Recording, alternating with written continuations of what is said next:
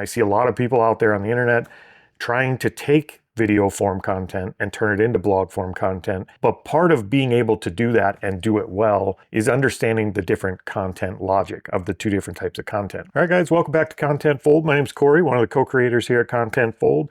And today we're going to talk about the differences between a couple of different kinds of content. We're going to talk about the difference between what video content is and what blog content is.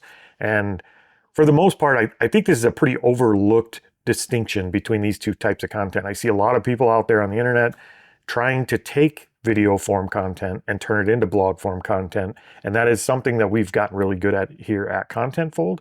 But part of being able to do that and do it well and have that content actually be good is understanding the different content logic of the two different types of content, because they are not the same type of content.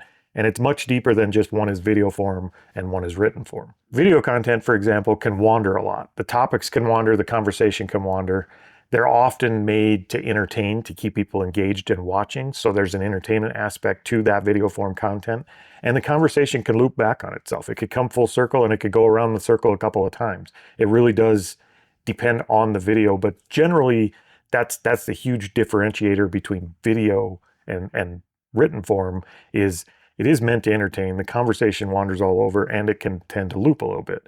Now, when you get into the blog content or written form content, it tends to be much more structured. There's a hierarchy to written form content. It has to have a storyline and a plot, a beginning and an ending for the most part. Written form content absolutely has to have a dominant idea for the written content to actually work. You can't just say, you know, we're gonna do a sit and chat type of blog posts. Those don't work. So the piece of content has to have an overarching idea or topic, and a video form content doesn't need to have that to be successful. And in most cases, if you were to make a written form piece of content that did not have those two things involved with it, the main core topic of the post and a hierarchy to how the post was written to make it make sense in written form for someone who's reading it, they tend to punish that, meaning if somebody started reading that, they'd be confused about 3 paragraphs in and they wouldn't read the rest. So retention is completely different in the two formats. And I think understanding this is a big part of the equation. If you're trying to take video form and turn it into written form,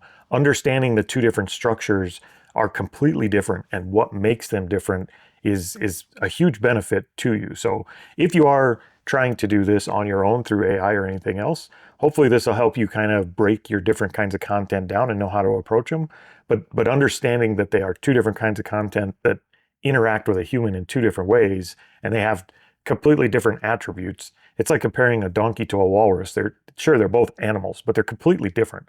And understanding that really helps you fast forward into being able to complete what you want to do successfully. We've done that here at ContentFold. We've been very successful with it. And if you guys would like to try that out with us, we are in beta right now, and you could sign up for the free beta and give it a shot for yourselves. There's a sign up form for the waitlist on our website, and we hope to see you there.